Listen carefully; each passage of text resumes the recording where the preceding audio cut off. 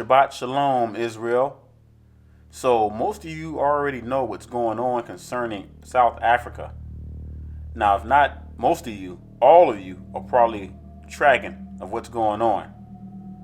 Now, you know there's been a big uprising amongst South Africans taking their land back, who I truly believe make up the majority of the Gadites.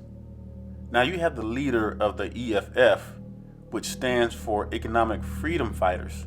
He's taking the lead on this and leading the way of his people getting their rights back, because they have every right to get their land back from these white devils. Now, most of you probably, or some of you probably don't remember the apartheid, or you probably remember reading about it. And you know, that was like our thing that was going on in the 60s. You know, all the injustice and all that kind of stuff. But not only then, but go even hundreds of years back, when the European settlers came over and just caused all manner of confusion, death. They killed our people, turned them against one another. You know, they've been doing this for thousands of years. Divide and conquer. And they took the land. They made it seem like Africa was a place of scavengers, people who had no moral values. This is what the European settlers did, these European devils. And now everything is coming back to the light.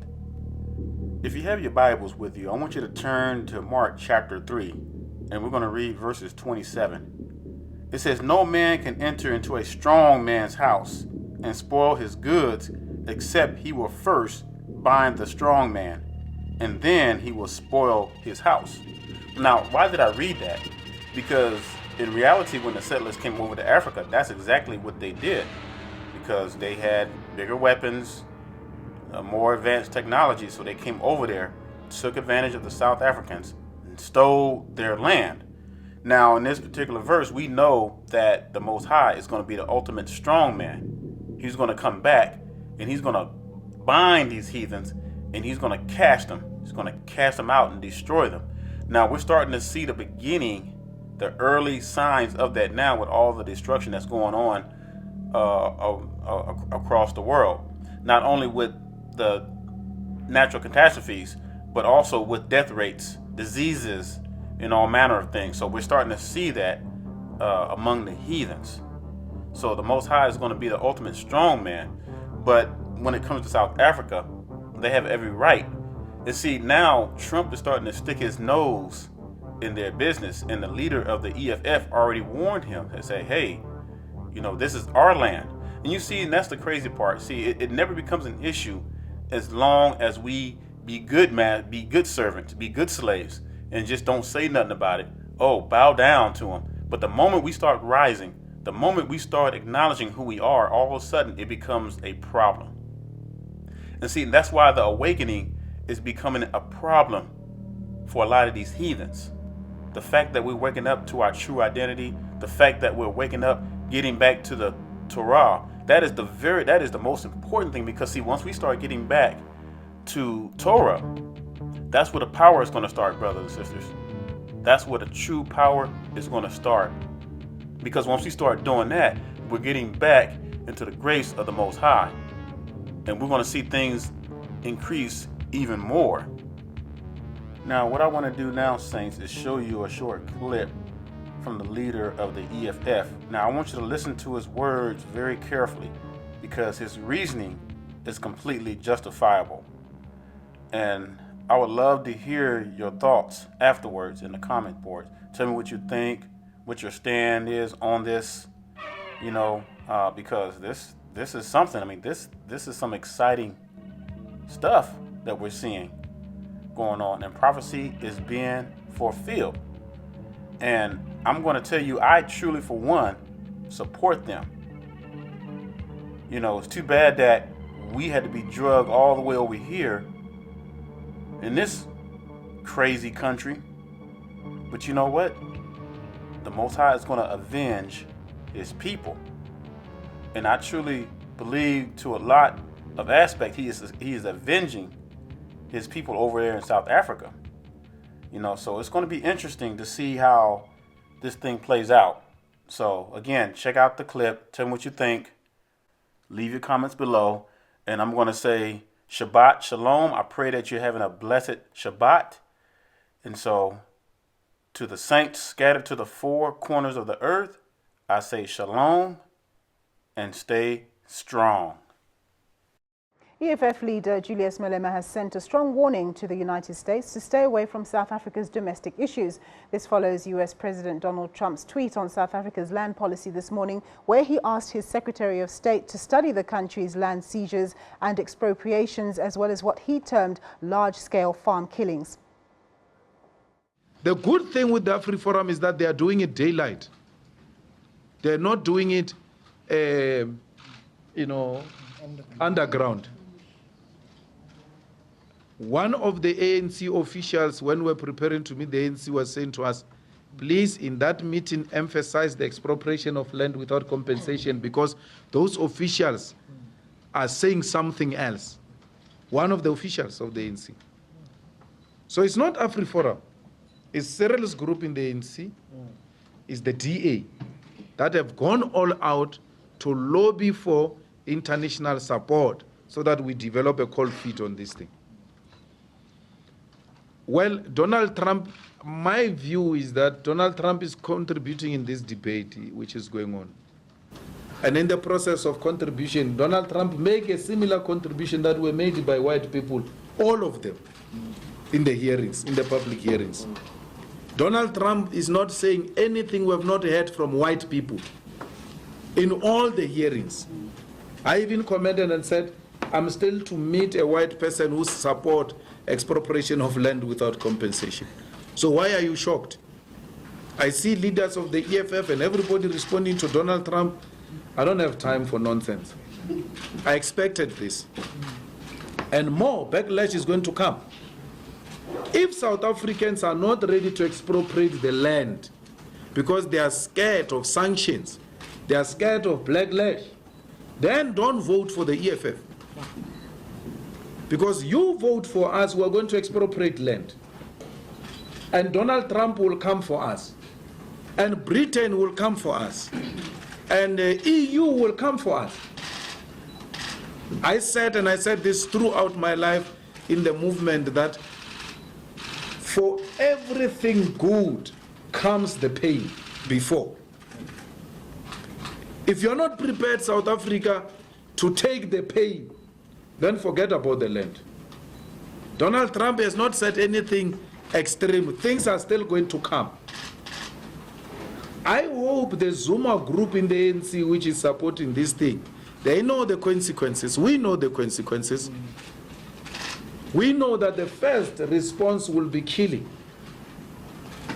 They will kill us for that. There's a group of white right-wingers who are being trained by Jews in Pretoria to be snipers. Snipers. They are not training guns. In the EFF, we are training toy guns. They're dealing with real stuff. They are training in a farm in Pretoria. We know it. To be snipers. So we know that death is the first price we are prepared to pay. The second price we are prepared to pay for this land is poverty. They will close taps. But if there is a conviction, and not sloganeering and public opinions, then we must be prepared for everything. It's a war. We must be prepared for Donald Trump and all of them. We're not scared of them. We remain unshaken. Actually, we are more determined after the Donald Trump tweet to expropriate our land without compensation. There is no white genocide here. It's an absolute rubbish to say there is white genocide. There is black genocide in the USA. They are killing black people in the USA.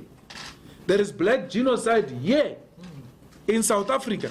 Black people are being killed all the time. A farmer has been sentenced to life now recently for having killed a farm worker. Imagine if it was a black person sent life for having killed a white person. It will be news all over. But this black person was killed and a white farmer sent to prison for long time in jail. It's once off reporting and it's done. There's no scientific evidence that points to any white genocide in South Africa. It's not true. And we're not scared of such things. We're not going to be distracted by anyone. Only death will stop us. Not Trump, not poverty, not sanctions. We have all of them in our mind. We know the consequences of what we're asking for. We know it. And it's not like we're going into this thing without knowing the consequences. So AfriForum is the embassy of the USA. If you want issues to reach USA, go to AfriForum. Then you shall get a proper response. But otherwise, AfriForum is nothing to us. We're not scared of AfriForum. We're continuing business as usual. Not that we're not these Twitter revolutionaries who say all sorts of things about Donald Trump. If you were to say to them, all of them, let's go to the US embassy, none of them will come. They tweet from their comfort beds with bed heaters. So we are on the streets. We're fighting this thing on the streets. We are on the picket lines.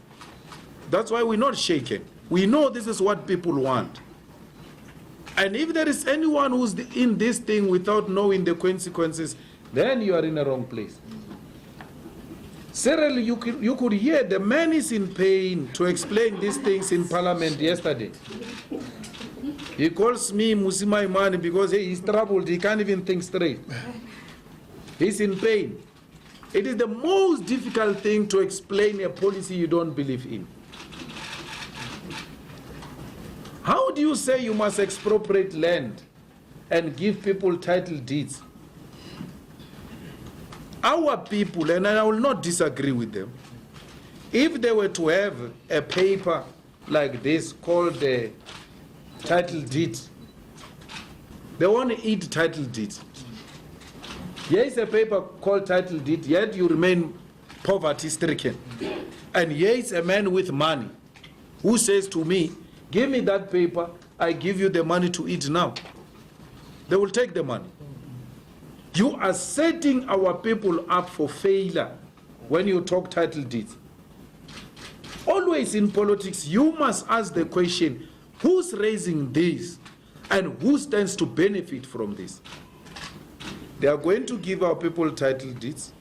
Our people are going to use those title deeds as surety, and they will not be in a position to pay the debt, and the white people will come and take those things. And the story that white people stole the land will disappear, because they will say, no, we took the land rightfully so because they couldn't pay us. They were owing us. So they are going to give you the land and come and buy it from you, close to nothing, because you will not have money, you will need money now. He says the reality is that people who got the houses now and title deeds have not sold the houses. He must go to the RDP houses and go and look for the owners of the RDP houses. Yeah. They are not there. RDP houses are being rented out. The owners of the RDP houses went to squat somewhere. Why? They want to make money. They want to make money.